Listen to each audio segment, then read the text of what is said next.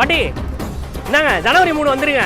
ஆட்டோக்காரனே என்னங்க ஜனவரி 3 வந்துருங்க. அண்ணே ஜனவரி 3 வந்துருங்க. பானிபூரி கடைக்காரனே என்னங்க ஜனவரி 3 வந்துருங்க. பப்ஜி காரனே என்னங்க ஜனவரி 3 வந்துருங்க. டெம்போ காரனே என்ன ஜனவரி 3 வந்துருங்க. என்னடா ஜனவரி 3 விஷயம் தெரியாதா?